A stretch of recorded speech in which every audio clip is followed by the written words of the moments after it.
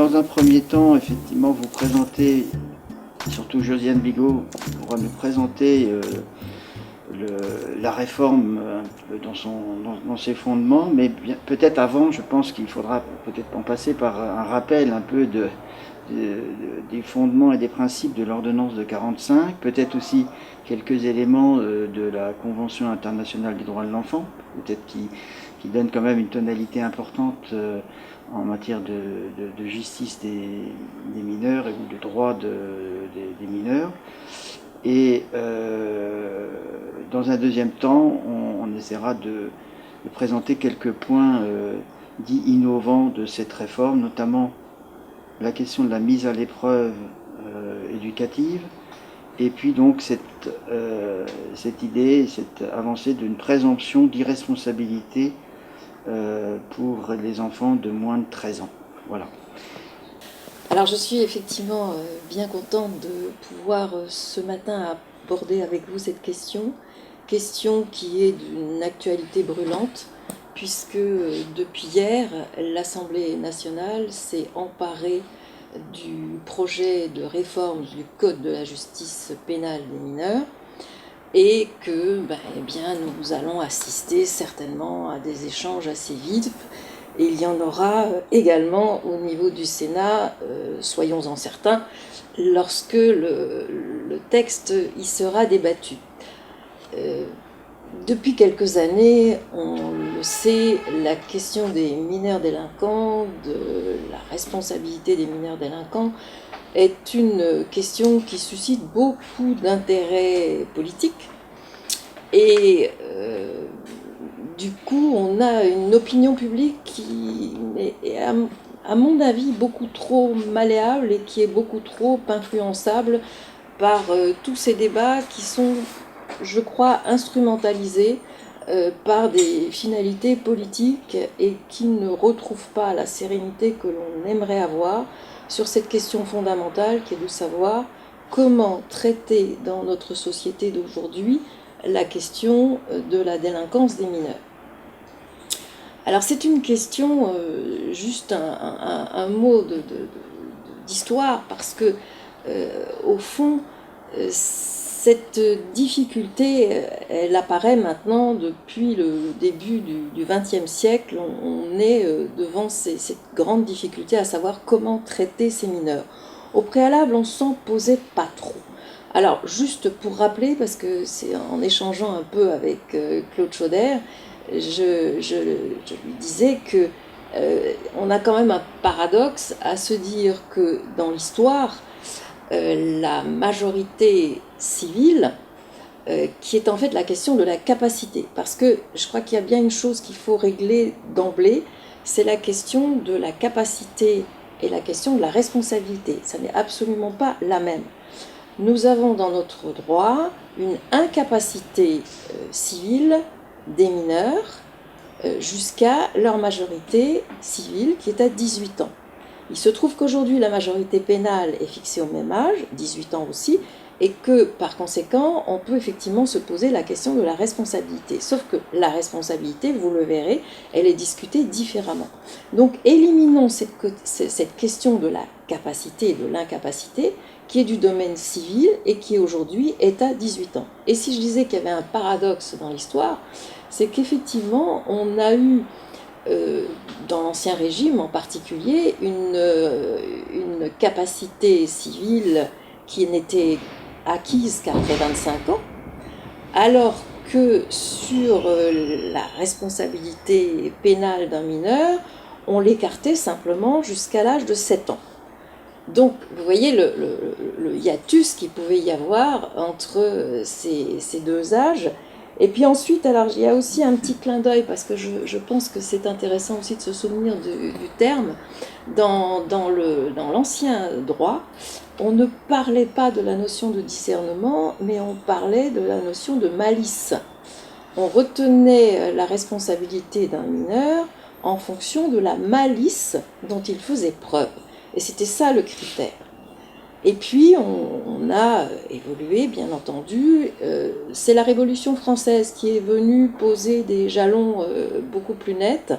Et le premier code qui fasse apparaître une majorité pénale un peu plus tardive, c'est le code criminel de 1791 qui a fixé à 16 ans la majorité pénale, majorité qui va rester fixée jusqu'à cette date-là, jusqu'en 1906. Et donc c'est seulement en 1906 que la majorité est passée à 18 ans et qu'aujourd'hui, nous avons... alors, non, je veux encore que je précise qu'en 1906, lorsque on fixe la majorité pénale à 18 ans, on est encore à une majorité civile, et donc la question de la capacité, elle est encore à 21 ans. Et ça n'est qu'en 1974 qu'on va aligner les deux, et qu'on va avoir la même majorité civile, donc la question de la capacité, et la majorité pénale, qui vont toutes les deux être fixées à 18 ans. Donc voilà, ceci étant, c'est pour brosser un peu le tableau, parce que je me suis rendu compte en parlant avec Claude que les choses n'étaient peut-être pas aussi évidentes pour tout le monde sur ce plan-là. Qu'en est-il ensuite de la question du traitement de la délinquance des mineurs? Donc je vous disais que on a eu des prémices tout au long du 19e siècle sur la façon dont il fallait s'intéresser un peu plus aux enfants, mais c'était sous l'angle de la protection et pas forcément du côté de la délinquance, puisque quoique il y ait eu beaucoup de mouvements et d'interrogations à une période où on avait ces fameux bagnes d'enfants dont on parle de temps en temps dans des émissions de télé, et qui ont quand même défrayé la chronique et qui étaient censés au départ améliorer le sort des enfants délinquants et qui finalement l'avaient aggravé parce que la façon dont on les traitait dans ces colonies qui étaient éloignées des villes était bien pire que ce que l'on en avait escompté. Et c'est à partir du XXe siècle que l'on commence vraiment à se dire il faut mettre des règles, il faut poser des codes spécifiques pour traiter de cette question. Les prémices, ce sera la loi de 1912 qui va pour la première fois parler d'une juridiction spécifique, mais qui sera qu'une émanation des juridictions civiles et correctionnelles traditionnelles, mais qui tout de même aura la spécificité de s'adresser exclusivement aux mineurs.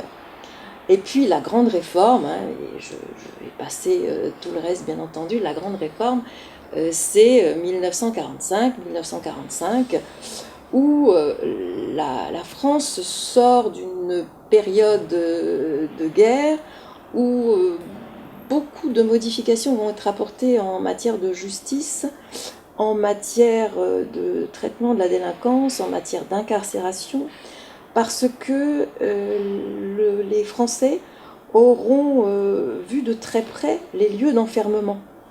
Beaucoup de Français auront dû fréquenter des prisons et auront constaté quel était le traitement qui était réservé dans les établissements pénitentiaires notamment aux personnes. Et c'est à la suite de cela que de nombreuses réformes vont intervenir sur le milieu pénitentiaire, mais aussi sur ce qui nous concerne aujourd'hui, bien sûr, sur la question du traitement de la délinquance des mineurs. Et c'est une réforme extrêmement ambitieuse et généreuse. Et je dis toujours avec beaucoup de nostalgie qu'on aimerait aujourd'hui qu'il y ait encore des hommes politiques qui osent se confronter à cette question avec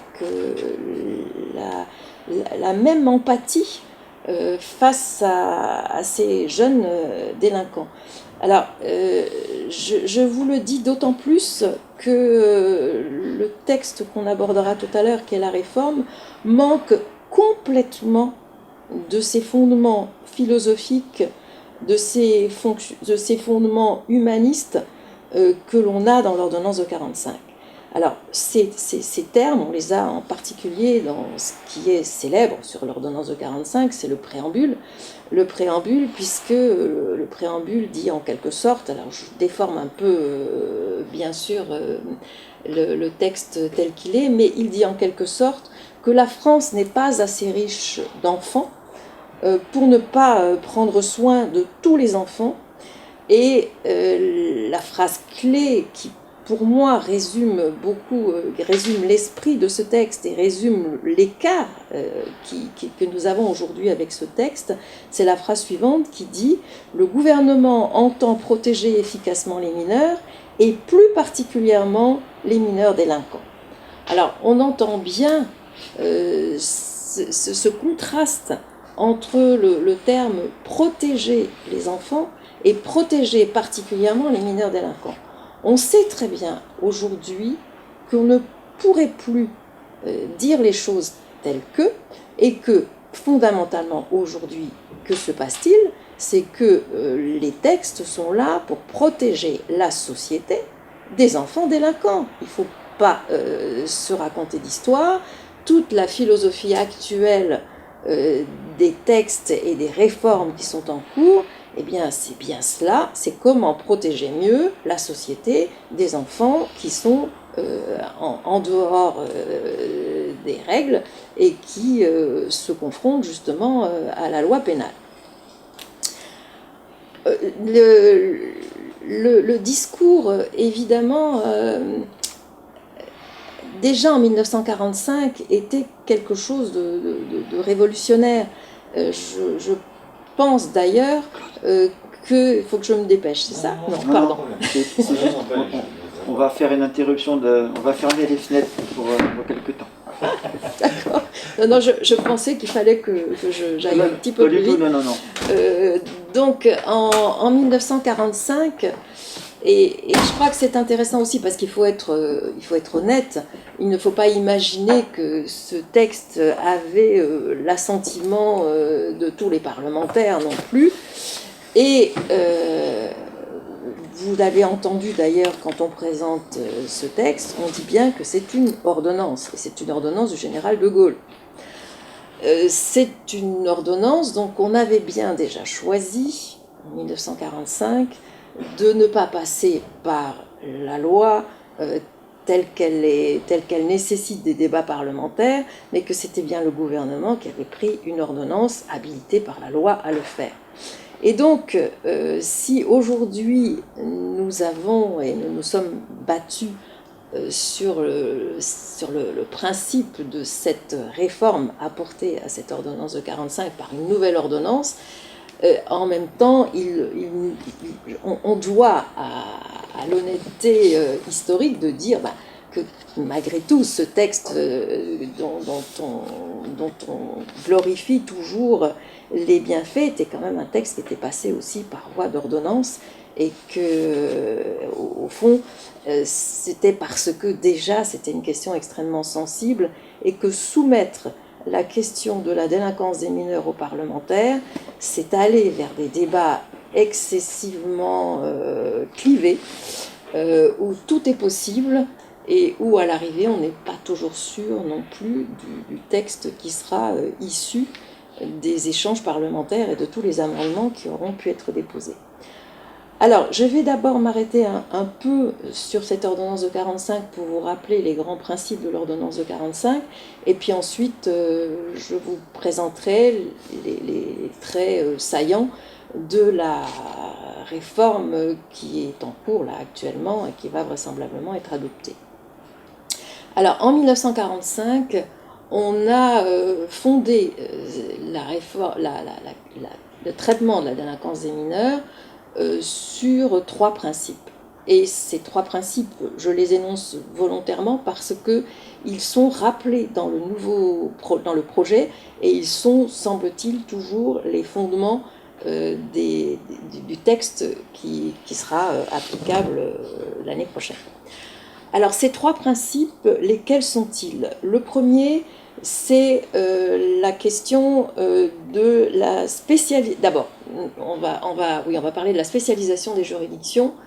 La spécialisation des juridictions, elle est d'autant plus facile à ce moment-là que l'on crée le juge des enfants.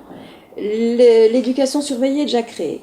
Et les délégués à l'éducation surveillée sont créés depuis 1912. Donc eux, ils existent déjà, c'était les prémices. Mais le juge des enfants n'existe pas, il est créé en 1945. Et donc le juge des enfants est créé en 1945 avec cette fonction justement de s'occuper de la délinquance des mineurs.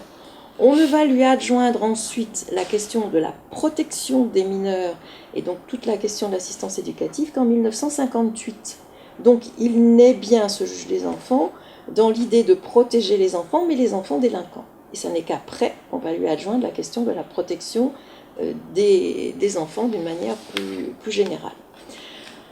On spécialise aussi le tribunal pour enfants, parce que le juge des enfants n'a pas tous les pouvoirs, il a besoin d'une juridiction, et cette juridiction, elle est intéressante parce qu'elle fait appel à la société civile, puisque si le tribunal pour enfants est présidé par un juge des enfants spécialisé, eh bien ces deux assesseurs sont des personnes issues de la société civile qui doivent tout simplement avoir une connaissance de l'enfance. Donc ça fonctionne toujours et ça fonctionnera toujours, je pense, dans les années à venir. Ce tribunal pour enfants restera à l'identique de ce qu'il est aujourd'hui. On n'a pas spécialisé d'emblée les autres fonctions et ça va venir petit à petit, parce que cette ordonnance de 1945, elle va connaître des strates, évidemment, de modifications qui lui seront apportées, et on était à plus de 100 modifications de fond sur ce texte depuis 1945, ce qui fait que, en dehors des trois principes, on y retrouvait assez peu de choses finalement de l'ordonnance du départ. Alors, donc, spécialisation des juridictions, on a poussé ce principe petit à petit jusqu'à aujourd'hui, jusqu'à spécialiser les magistrats du parquet, donc au niveau du procureur de la République, on a des substituts des mineurs, on a même un procureur adjoint dans les grandes juridictions qui est spécialisé pour les mineurs. On verra d'ailleurs que le rôle du procureur de la République va être grandissant et de plus en plus important s'agissant du traitement de la délinquance des mineurs. On va spécialiser un juge d'instruction et on va également essayer de spécialiser tous les intervenants extérieurs et notamment les avocats qui vont de plus en plus se spécialiser aussi concernant la défense des mineurs. Donc on a une justice qui, sur ce principe-là, a continué à fonctionner dans ce sens-là et est allée vers effectivement une spécialisation accrue, et je pense que celle-ci ne va pas s'arrêter. Le deuxième principe, c'est celui de l'atténuation des peines. Alors l'atténuation des peines, et on y reviendra plus longuement tout à l'heure, c'est la question de la responsabilité. Le code jusqu'à aujourd'hui, 1945 jusqu'à aujourd'hui, n'a pas arrêté d'âge de la responsabilité des mineurs. Donc il n'y a pas un âge à partir duquel on est responsable pénalement de ses actes. La notion qui va permettre de savoir si on est responsable ou non, c'est la notion de discernement. C'est évidemment un peu compliqué. Quand est-ce qu'on est discernant? Donc on a beaucoup tâtonné pour savoir ce qu'est ce discernement, et on a une définition qui est maintenant la définition qui est arrêtée par les juridictions, c'est une définition jurisprudentielle, donc qui a été une norme arrêtée par la Cour de cassation, qui est reprise par toutes les juridictions aujourd'hui. Et en gros, c'est l'arrêt Laboud, à partir d'une affaire d'ailleurs strasbourgeoise. Cette définition est de dire qu'il faut que le mineur ait voulu et compris le sens de son acte. Vous imaginez bien qu'à partir de là, toutes les interprétations sont possibles et qu'on a des enfants qui sont considérés comme ayant le discernement nécessaire à partir de 7 ans. Alors, je ne pense pas qu'on en ait beaucoup avant 7 ans quand même, mais à partir de 7 ans, et puis qu'il y en a d'autres pour lesquels on va penser que c'est plutôt 11, 12, 13. Pourquoi est-ce qu'on imagine dans l'opinion publique, et peut-être que certains d'entre vous qui écoutez, qui n'êtes pas trop spécialisés, faites cette confusion-là aussi, pourquoi est-ce que l'on pense que c'est 13 ans? Eh bien c'est parce qu'il ne peut pas y avoir de condamnation pénale avant l'âge de 13 ans. Donc ne pas confondre la condamnation pénale et la responsabilité pénale. On peut être coupable, responsable, mais ne pas encourir une peine. Et c'est donc ce qui était en cours jusque-là dans notre droit, c'était effectivement de dire que on pouvait être responsable à partir du moment où les juges estimaient qu'il y avait le discernement suffisant, et ça pouvait aller depuis l'âge de 7-8 ans, et que jusqu'à 13 ans, on ne prononce pas de peine, que ce sont que les mesures éducatives qui peuvent être prononcées. Donc ça, c'est sur la question de la responsabilité. Je reviens après sur les mesures éducatives. Sur la question de la responsabilité, il faut dire autre chose encore, puisque toujours dans les principes qui sont les principes posés donc, par l'ordonnance de 45, qui est l'atténuation de la responsabilité, eh bien, il y a un autre principe qui est en cours, c'est le principe de la diminution de peine. Donc à partir du moment où on a atteint l'âge de 13 ans, où on est susceptible d'encourir une peine si on est responsable, entre 13 et 18 ans, va jouer ce que l'on a appelé l'excuse de minorité, qui aujourd'hui s'appelle la diminution de peine. En fait, c'est toujours ce même principe de l'excuse de minorité qui fait que la peine encourue est diminuée de moitié. Donc si par exemple une peine encourue est de 10 ans, dans le code pénal, eh bien pour les mineurs, elle ne pourra être que de 5 ans, parce que doit jouer cette diminution de peine de moitié. Ça ne veut pas dire que la peine que l'on va prononcer, on va la diminuer de moitié. Ça veut dire que la peine encourue, et on est quand même rarement à la peine maximale, la peine encourue, elle, est diminuée de moitié, donc on part effectivement d'un petit peu plus bas. Sur les 16-18 ans, reste la possibilité d'exclure cette diminution de peine. Donc pour les 16-18 ans, on peut les condamner comme des majeurs. Et c'est évidemment le cas notamment des cours d'assises. Tout à l'heure, je vous ai dit qu'il y avait des juridictions spécialisées. La cour d'assises aussi est spécialisée pour les mineurs. En dessous de 16 ans, les crimes sont traités par le tribunal pour enfants, que j'ai abordé tout à l'heure. Et de 16 à 18 ans, c'est la cour d'assises des mineurs, avec une spécificité, c'est que les 2 assesseurs du président sont des juges des enfants. Et puis s'applique ensuite les règles qui vont être à l'œuvre pour les juridictions de mineurs, c'est-à-dire qu'il ne peut pas y avoir de public qui assiste aux audiences lorsqu'il s'agit de mineurs. Pour cette exclusion de la diminution de peine, ça n'est pas une vue de l'esprit.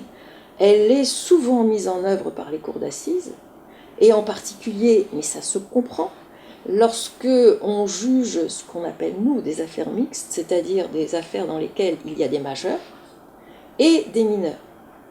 Et ils vont être attraits, si le choix en a été fait, devant la juridiction des mineurs, enfin la cour d'assises des mineurs, et donc il peut y avoir des majeurs jugés par la cour d'assises des mineurs qui, eux, ne vont pas avoir droit à cette excuse de minorité. Donc du coup, assez fréquemment, l'on va dire que quelqu'un qui avait 17 ans et demi, alors que le majeur avait juste 18 ans et demi, eh bien on va les juger de la même manière et on va exclure ce mineur du bénéfice de la diminution de peine.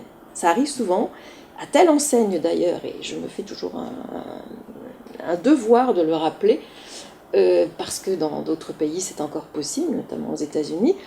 Le dernier condamné à mort en France était un mineur.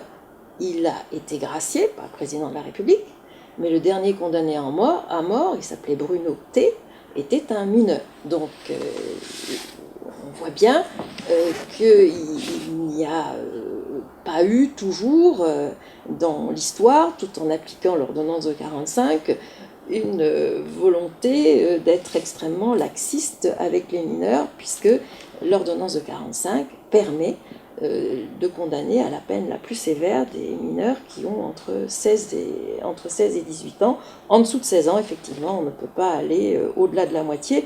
Alors lorsqu'on est à une peine, par exemple la perpétuité, évidemment c'est difficile de la couper en deux, et donc pour la perpétuité, on est à la peine de 20 ans.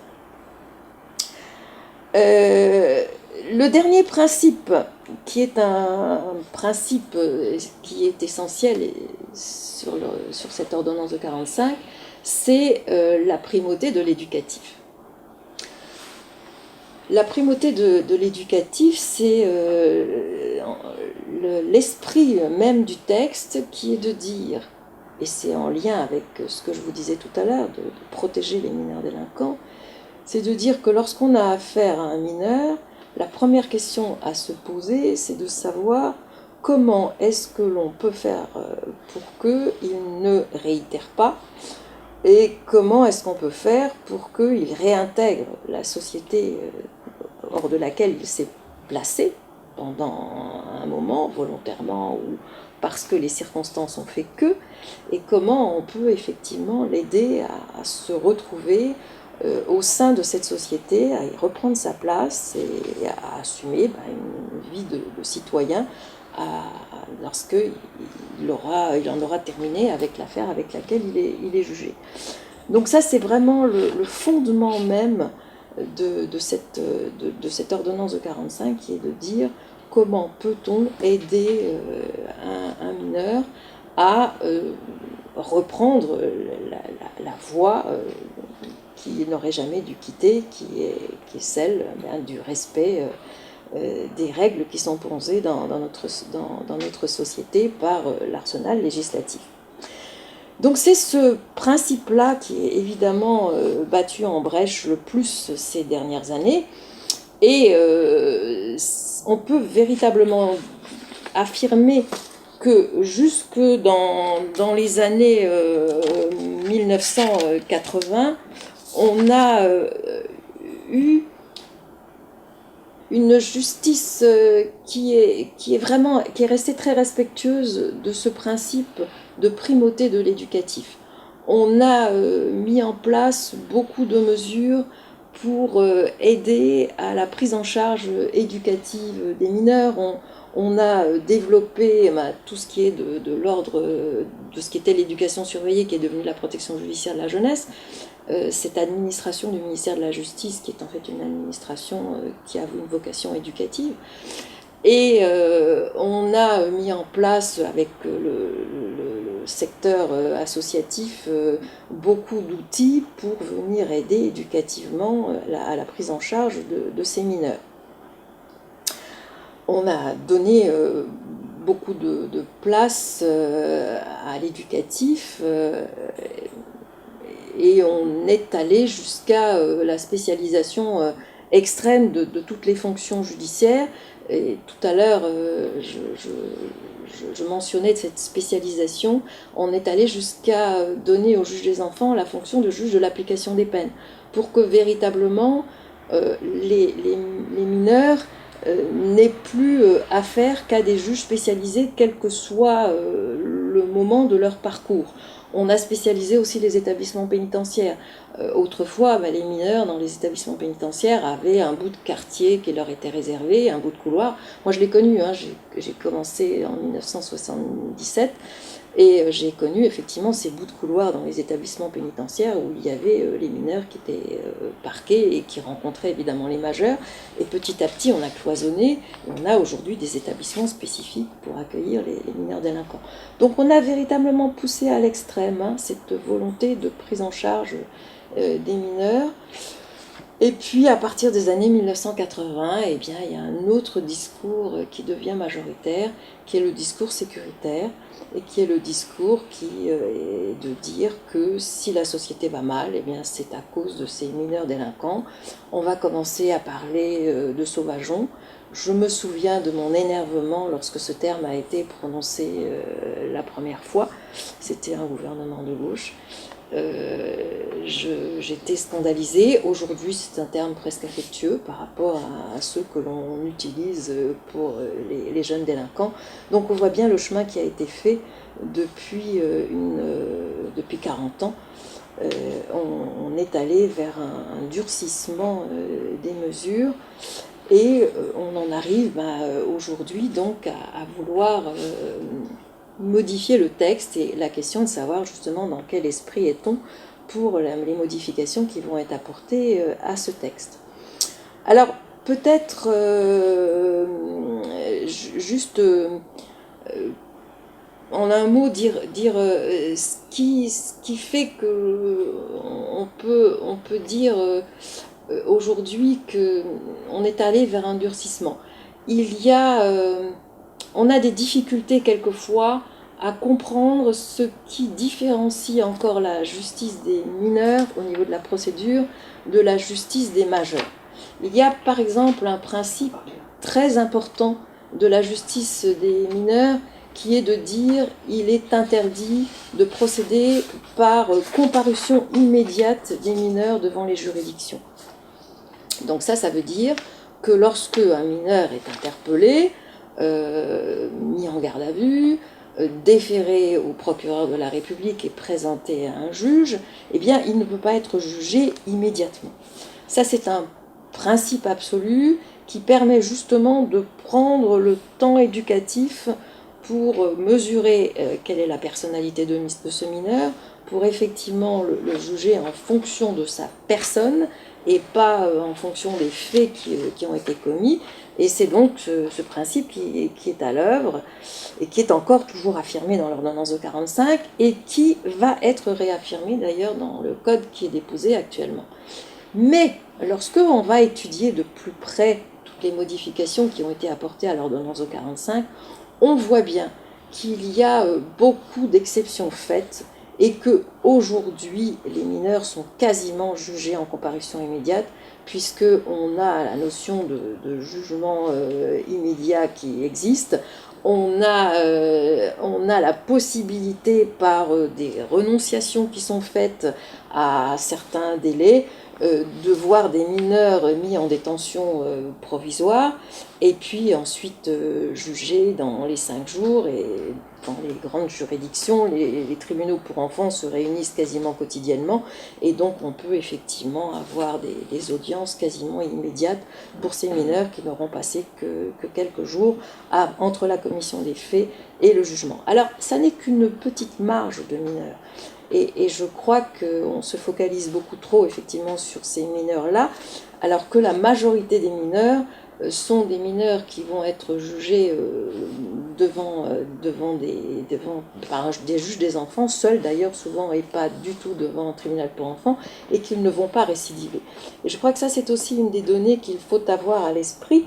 Et je reprenais, parce que si vous allez sur le site du ministère de la Justice, vous verrez que pour présenter justement le projet de réforme, eh bien, le ministère a mis en place quelques vignettes qui sont intéressantes et qui montrent bien toutes les erreurs que l'on fait s'agissant des mineurs délinquants.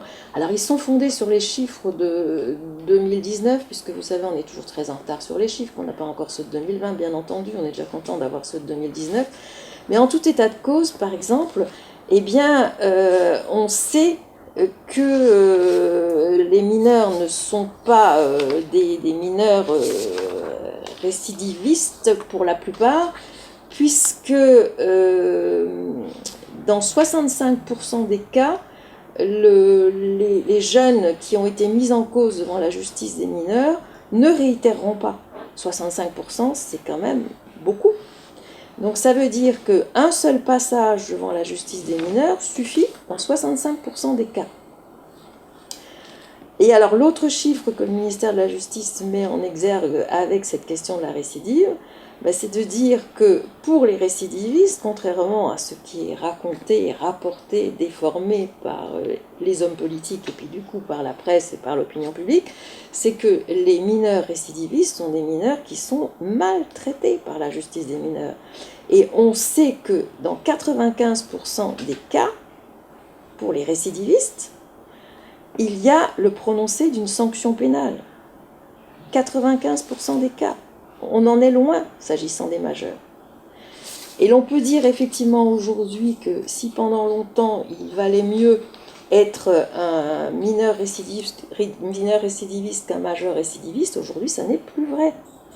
Aujourd'hui il vaut mieux être un majeur récidiviste qu'un mineur récidiviste. Parce que le mineur récidiviste, il va toujours avoir une sanction et une sanction accrue. Les majeurs peuvent quelquefois passer au travers des mailles parce que selon les affaires, ça pourra être classé sans suite. Alors que évidemment, il ne faut pas que ce soit des affaires très graves, on est bien d'accord. Mais pour les mineurs, dès qu'ils sont récidivistes, ils ont droit à un traitement complet par la justice des mineurs et, comme je vous le disais, elle est plus sévère. Alors, ce qui est intéressant aussi des cas, de savoir, c'est que, eh bien, pour les mineurs, d'abord, combien sont-ils? Ils sont seulement 3,6% de l'ensemble de la population à être mise en cause sur les 10-18 ans dans une affaire pénale. Alors, ce qui est intéressant également, c'est que on a, et c'est intéressant par rapport à ce qui va suivre après sur le projet de réforme, c'est qu'on a une idée des moins de 13 ans qui sont poursuivis. Les moins de 13 ans représentent plus de 10% des mineurs qui sont poursuivis devant les juridictions. Les 13-15, 40%, et les 16-18, 47%. Voilà. Ce que je voulais encore vous donner comme éléments qui sont donc sur le site du ministère de la Justice, c'est que quelles sont les infractions au fond qui sont commises par les mineurs. On dit que les mineurs sont extrêmement violents. Je vous ai dit que lorsque j'ai démarré en 77, et bien en 77, il y avait déjà ce discours qui était effectivement prédominant, c'était de dire que la délinquance des mineurs était de plus en plus violente. Donc vous voyez, c'est quelque chose qui est à l'œuvre depuis plus de 40 ans. Et je ne crois pas que d'année en année, on ait vu une aggravation de la violence des mineurs. Et lorsque on examine les chiffres, on voit que les infractions avec violence commises par les mineurs, elles sont de 27% lorsqu'il s'agit des atteintes aux personnes. Donc sur les 100%, sur l'intégralité des infractions reprochées aux mineurs, il n'y a que 27% qui sont des vols avec violence, mais ces violences sont souvent légères, et 6% d'atteintes aux biens avec violence. Donc disons qu'on atteint un peu plus de 30% des actes commis par les mineurs qui seraient des actes commis avec violence. Et encore une fois, la violence peut être extrêmement légère. Je remercie Madame Bigot d'avoir fait une chronologie comme ça aussi détaillée de la justice pénale des mineurs et de ses évolutions. Effectivement, le tournant répressif qu'on a connu entre 2007 et 2012, avec notamment la création des CEF et des EPM qui contribuent à la spécialisation de la prise en charge de ces mineurs sous main de justice, permet d'établir qu'effectivement, il y a toujours une réponse. Sur les 65% de non-réitération, effectivement, en revanche, le fait d'apporter une réponse pénale à un mineur ne garantit pas toujours que la mesure soit effectivement mise en œuvre. C'est une des difficultés de la justice pénale des mineurs, du sens qu'on apporte à la mesure et de la façon dont le mineur peut comprendre ou pas cette mesure. Et ça rejoint là, du coup, la question évidemment de l'adhésion, mais surtout de la capacité... Vous m'entendez ? Oui, mais surtout de l'accessibilité à la sanction du mineur. Et ça rejoint la question que posait Josiane Bigot tout à l'heure sur la compréhension du sens de l'acte et l'âge de la responsabilité avec cette notion du discernement qui est extrêmement important. Et je pense que peut-être un aspect psychologique, une entrée psychologique serait intéressante sur ce point-là. Alors, cette réforme, je veux d'abord le dire et l'affirmer parce que j'ai moi-même signé des pétitions qui sont peut-être un petit peu ambiguës et qui pourraient penser qu'on est quelques-uns à s'arc-bouter sur le maintien de l'ordonnance de 45. Non, je suis convaincue, et je le dis depuis plus de 20 ans, qu'il faut réécrire l'ordonnance de 45. Elle est devenue illisible. On a un mal fou à comprendre toujours comment interpréter les textes. Il fallait remettre un petit peu d'ordre et puis clarifier et dire au fond ce qu'on voulait aujourd'hui s'agissant de la justice pénale des mineurs. Donc là-dessus, pas de doute, il fallait une réforme. Il y a une attente extrêmement importante qui était déçue pendant la préparation de cette réforme, c'est qu'il avait été annoncé qu'on ne toucherait pas à la notion de discernement. Donc je vais maintenant faire référence à ce que Vincent évoquait tout à l'heure, c'est que notre législation française, elle n'est pas indemne de la législation internationale et européenne. Et que, en particulier, le progrès extraordinaire qui a été fait pour les enfants, eh bien, c'est évidemment la Convention internationale des droits des enfants, dont nous avons fêté le trentenaire. Et en dehors donc de ce texte, c'est des recommandations qui sont faites par un outil qui a été mis en place pour veiller à ce que cette convention soit bien appliquée par les États signataires. C'est le Comité des droits de l'enfant de Genève qui procède à un examen on va dire tous les 5 ans, parce que personne ne respecte véritablement les délais, mais enfin autour de 5 ans, procède à un examen de la législation et de l'application de cette législation par les différents pays. La France, évidemment, passe son examen comme tous les autres. Et depuis le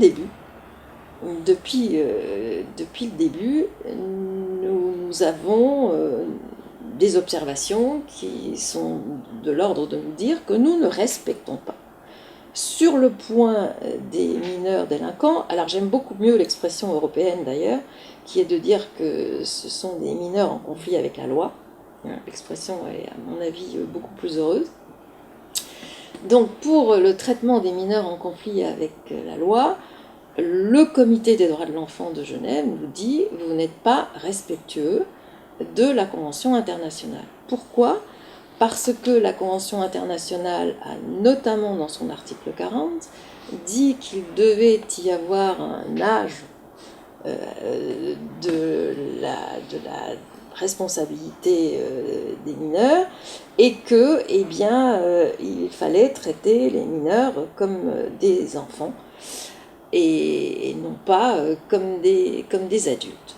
Et ce comité nous dit, vous n'avez toujours pas fixé d'âge, vous devez fixer un âge, et nous dit aussi qu'il constate, parce que le comité a la possibilité d'entendre des ONG, de faire des investigations dans le pays, et donc le comité constate, et le dit dans ses observations, c'est écrit dans les observations, qu'il y a un rapprochement avec la justice des majeurs, et qu'on ne sent plus toujours la distinction, et notamment avec cette fameuse primauté de l'éducatif qui est fortement rappelée par les textes internationaux, puisque en dehors de la Convention internationale, on a des traités, on a les règles de Beijing, enfin on a un certain nombre de traités que la France a ratifiés et qui sont des instruments qui vont tous vers une spécialisation de la justice lorsqu'on est mineur, et vers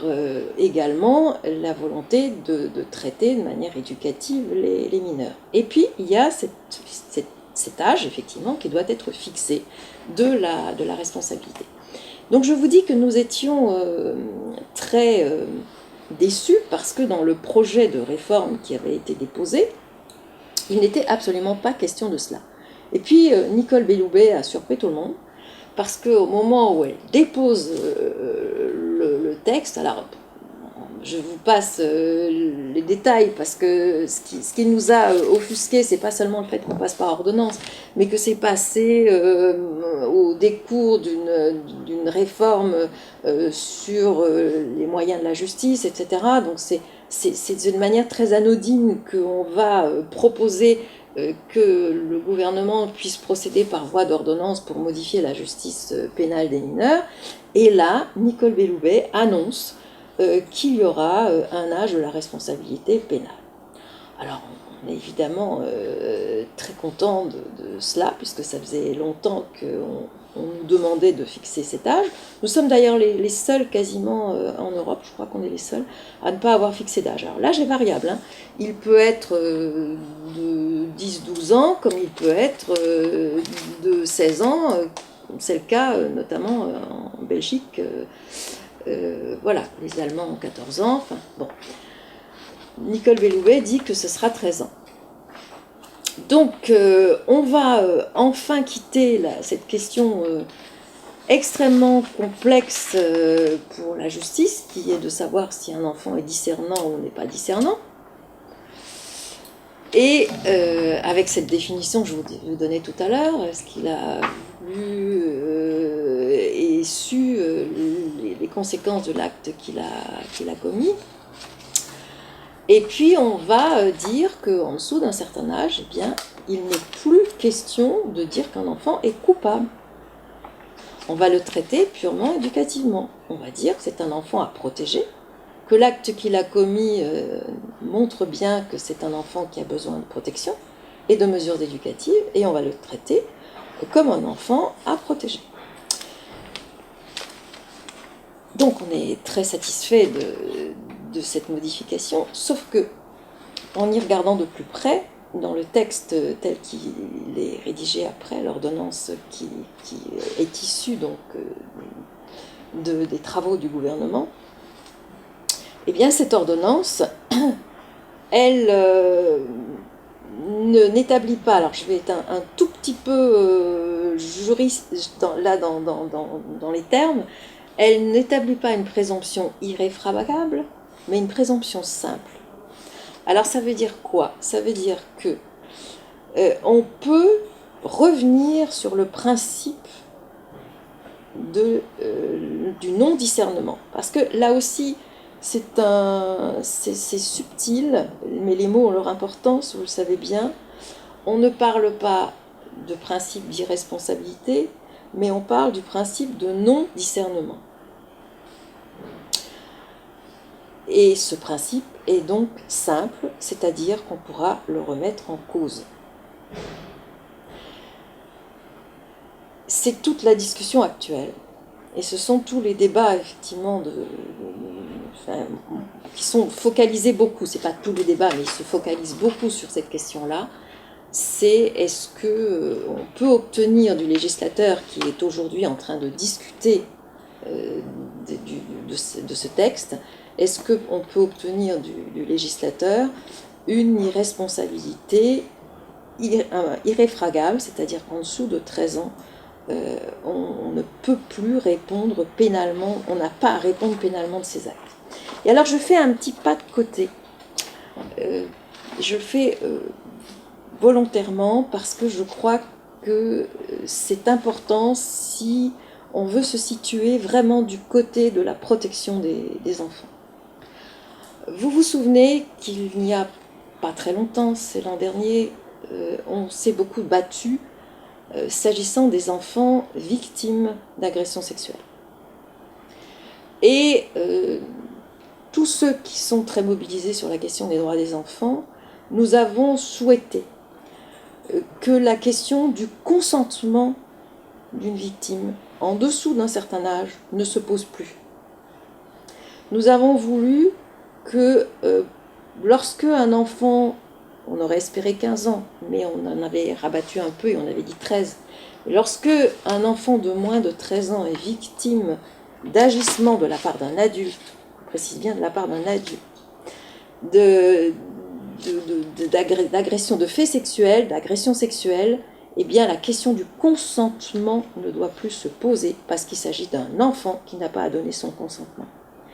Eh bien, c'est exactement la même chose qui est à l'œuvre ici. Alors, on n'a pas gagné ce combat-là, et c'est exactement la même chose. C'est à nouveau dans le flou. Il y a là aussi une présomption qui est à l'œuvre, mais ça sera toujours interrogé, et je vous invite à suivre des débats devant les cours d'assises, et vous constaterez que cette question du consentement, elle est toujours posée lorsqu'il s'agit de petites filles en particulier qui ont entre 10 et 13 ans, et qu'on se demande si, oui, elles n'étaient pas quand même un petit peu consentantes à ce qui leur est arrivé. Donc c'est exactement la même chose qui est en œuvre. Il faut que notre législation se détermine à être vraiment respectueuse des droits des enfants, et dise qu'en dessous d'un certain âge, et ça pourrait effectivement être 13 ans, puisque on a... pourquoi 13 ans? Parce que dans notre législation, c'est à partir de 13 ans qu'on donne son accord à beaucoup de choses. On est toujours incapable, je vous l'ai dit, mais on donne quand même son accord. Par exemple, pour un changement de nom, pour une adoption, à partir de 13 ans, un enfant doit donner son accord. Donc c'est pour ça que logiquement, dans le droit français, on a pris 13 ans, puis 13 ans c'était aussi déjà, je vous l'ai dit, c'est l'âge à partir duquel on peut avoir une sanction pénale, et pas en dessous. Donc, on est parti sur 13 ans, et pourquoi ne pas uniformiser? Pourquoi pas dire, effectivement, en dessous de 13 ans, il n'est pas question de consentement lorsqu'on est victime, et il n'est pas question non plus de responsabilité lorsqu'on est un enfant en conflit avec la loi. Donc, c'est la bataille actuellement en cours, c'est cette question, effectivement, du discernement. D'ailleurs, sur cette question-là aussi, on a été très déçus, parce que le code tel qu'il est rédigé, et la partie réglementaire, parce qu'on assiste à quelque chose d'un peu ubuesque, c'est que le code lui-même n'est pas encore adopté par les parlementaires, que déjà on a la partie réglementaire qui est écrite et qui est en discussion. Pourquoi? Parce que les délais sont extrêmement courts, et encore normalement le texte devrait déjà être applicable, mais comme on a eu la crise sanitaire, eh bien les délais ont été rapportés, et donc maintenant ce texte sera en principe applicable à partir du 31 mars. Donc il faut immédiatement évidemment les décrets qui viennent préciser les choses, et donc on a déjà en discussion la partie réglementaire. Donc comme on a loupé le coche dans la partie législative, et qu'on n'a pas défini ce que c'était que le discernement, puisqu'on est toujours obligé d'y revenir, bien sûr, puisque c'est une présomption simple, eh bien, on a dans la partie réglementaire une approche de définition qui avait été faite, et sur laquelle, eh bien, nous n'étions évidemment pas du tout d'accord, puisque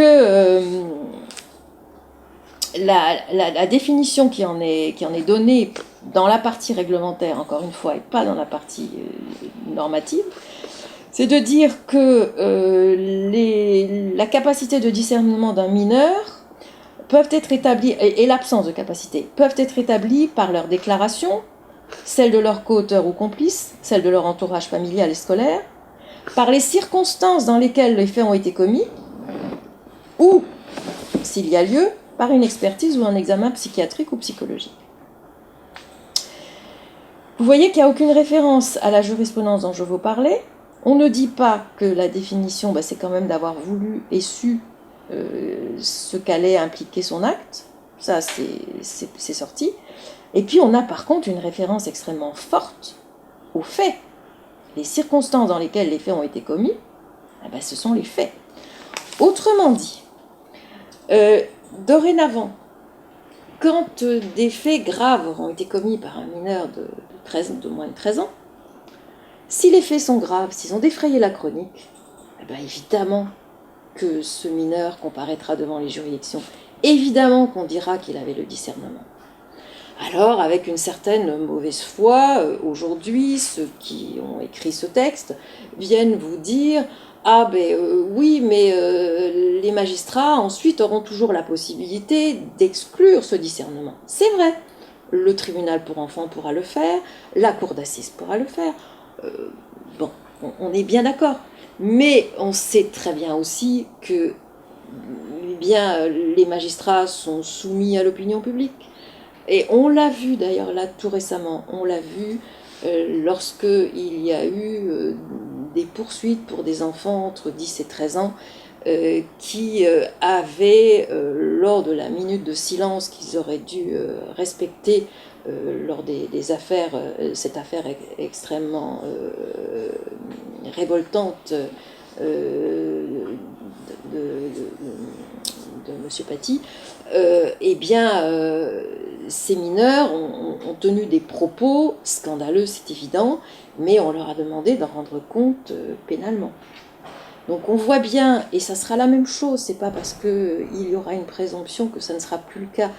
Dès qu'une affaire sera sensible, bien entendu, le ministère public, le procureur de la République, dont l'indépendance n'est pas garantie, va évidemment faire en sorte que ces mineurs comparaissent pénalement devant les juridictions. Donc c'est un exemple évident de ce qui va se passer. Alors, je quitte ce point puisqu'on va aborder quand même les autres points de la réforme qui sont extrêmement importants aussi. C'est que ce qui est reproché à la justice pénale des mineurs, c'est d'être extrêmement lente et de ne pas être assez efficace.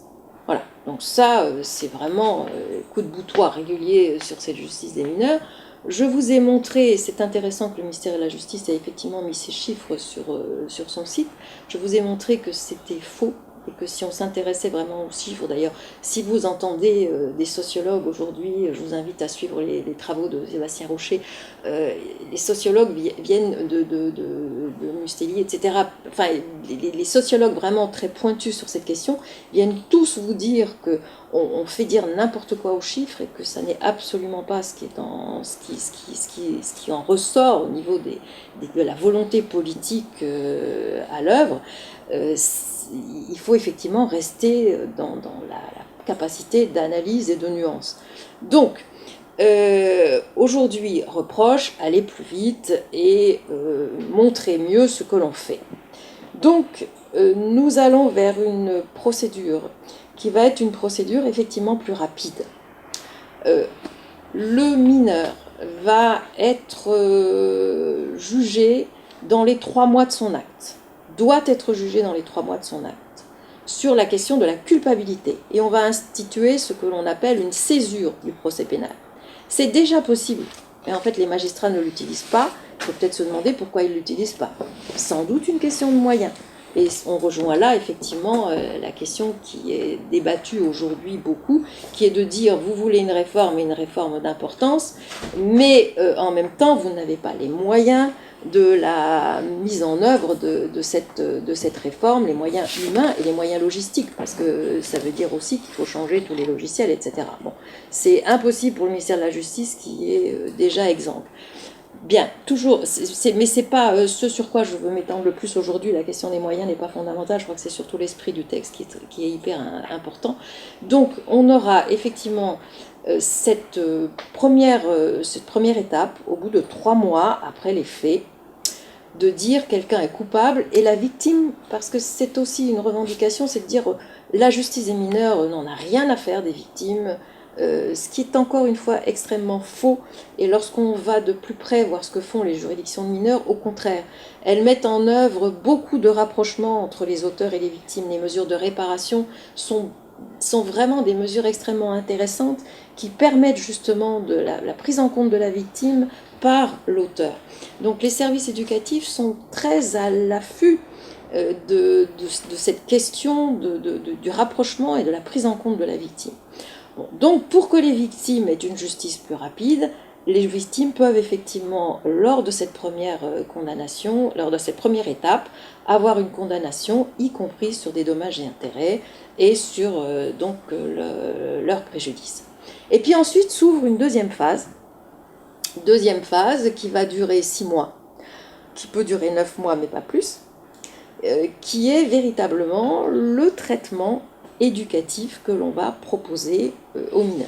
Là, il y a des choses très intéressantes. On a effectivement nettoyé toutes ces strates, on a simplifié, On a une mesure judiciaire qui va être beaucoup plus simple avec des modules qui sont un module d'insertion, un module de réparation, un module de placement et un module de santé, je crois.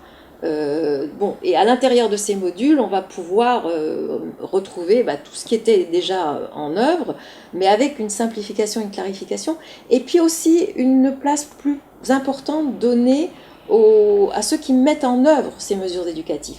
La protection judiciaire de la jeunesse et le service associatif habilité aura un peu plus de capacité de nuancer les réponses et de passer d'un registre à l'autre. Le seul point sur lequel le magistrat devra intervenir, c'est lorsqu'il sera question d'un placement, parce que là, évidemment, s'il y a un placement, il faut, on touche à l'exercice de l'autorité parentale, et il faut que le magistrat le sache et le décide. Mais pour le reste, ça sera une mise en œuvre qui peut être, à mon avis, intéressante pour les acteurs qui sont les éducateurs qui interviennent dans ce domaine, et qui pourront effectivement avoir plus de possibilités, les choses sont plus claires.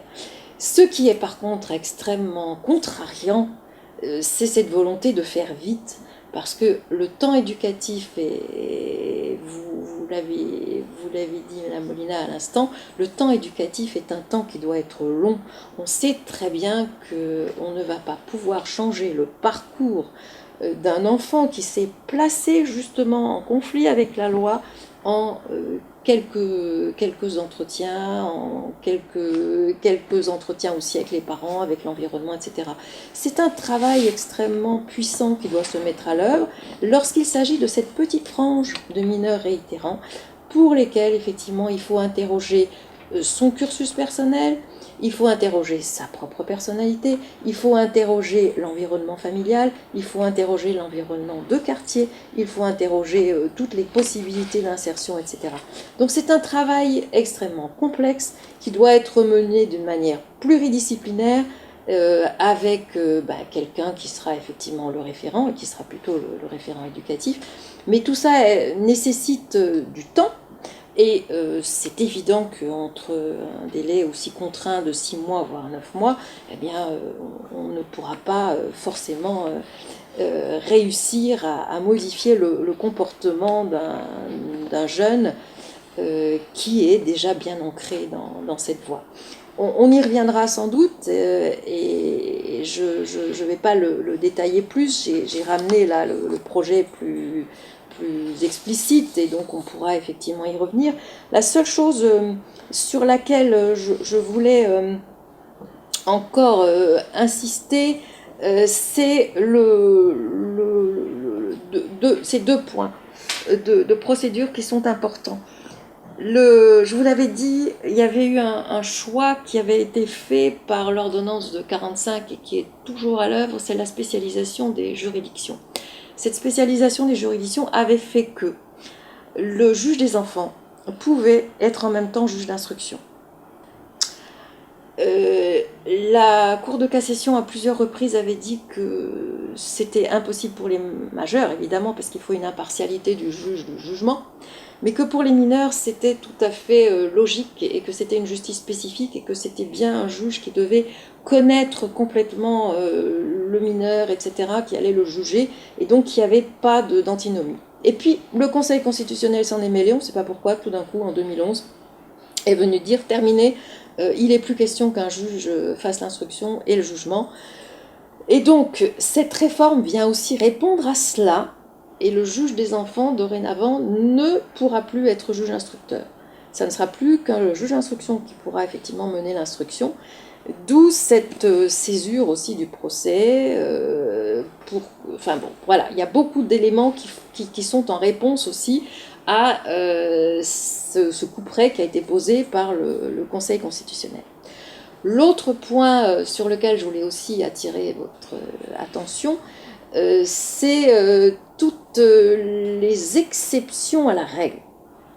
Et c'est là-dessus aussi qu'on s'arc-boute tous ceux qui demandons des modifications là au niveau de ce texte qui est proposé au Parlement. C'est que on nous dit césure, jugement 3 mois, au bout de 3 mois, etc. Sauf qu'il y a énormément d'exceptions. Et que pour les mineurs réitérants, ceux qui sont déjà connus ou ceux... Et connus, en fait, quand je dis connus, c'est qu'ils ont juste éventuellement été l'objet d'une alternative aux poursuites. Hein. Je n'ai pas parlé de ça, et on pourra aussi en parler, parce que c'est quelque chose de très important dans la justice pénale en général, et en particulier pour les mineurs. Donc, lorsqu'il y aura eu un précédent, il peut être purement éducatif, il peut être une alternative aux poursuites. Lorsqu'il y a eu un précédent, eh bien, on peut entrer dans les voies d'exception qui permettent un jugement unique, immédiat.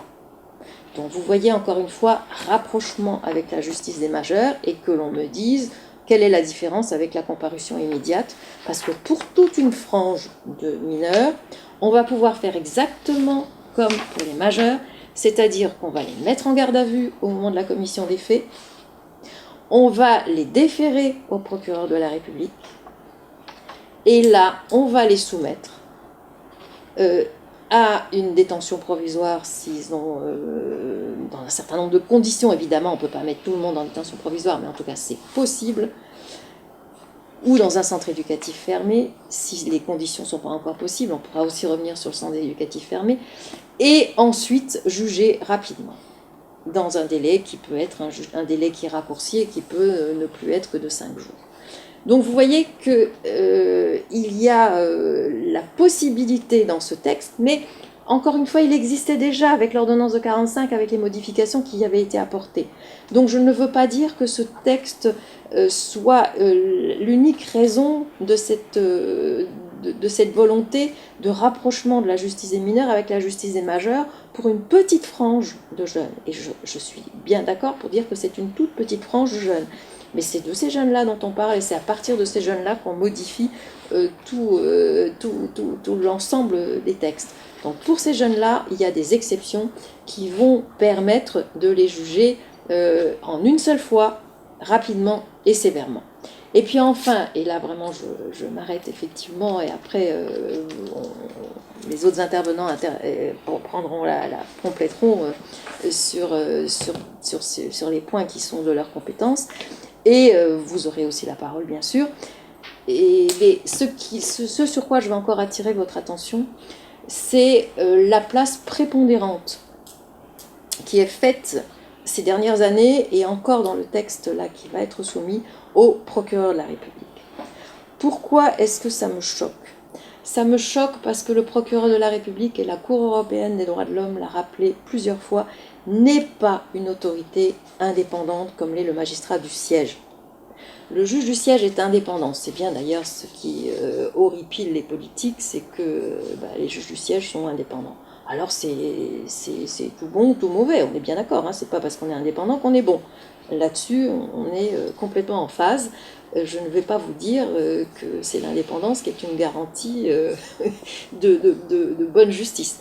Mais en tout état de cause, au moins, la garantie de quelque chose, c'est cette question effectivement de l'indépendance, alors que le procureur de la République est lié hiérarchiquement au garde des Sceaux. Et par conséquent, c'est quand même très choquant de voir la place prépondérante dans le traitement de la délinquance des mineurs qui est prise aujourd'hui par le procureur de la République, qui va être véritablement le maître d'œuvre de cette justice des mineurs. Et si je vous parlais des alternatives aux poursuites, eh bien elles sont quand même de plus de 40% aujourd'hui dans le traitement de la délinquance, et c'est sous la houlette du procureur de la République. Donc c'est vraiment lui qui va déterminer de ce qui va se passer, et puis c'est lui aussi qui va, je vous le rappelle, dire si un mineur est discernant ou pas, et donc décider s'il doit comparaître en dessous de 13 ans ou pas. Voilà, je m'arrête parce que j'ai été bien longue déjà, et j'ai dû vous perdre un petit peu en cours de route avec tous les détails, même si j'ai, en ce qui me concerne, essayé d'aller véritablement à l'essentiel. Merci Josiane. Non, je crois pas. Enfin, j'ai pas été perdu, même si effectivement le monde de la justice est pas toujours facile à comprendre. Vous nous l'avez présenté sans jargon, et je pense que c'est tout à fait compréhensible et tout à fait intéressant. Je crois qu'il nous faut faire une petite pause, si vous voulez bien. Et juste avant qu'on fasse cette pause, je propose que dans la suite, peut-être Madame Molina, vous puissiez un peu compléter sur votre vision un petit peu de la réforme. Développer peut-être de votre côté quelques points plus spécifiques sur notamment cette question de la mise à l'épreuve éducative, voilà, et autres points que vous voudrez bien développer.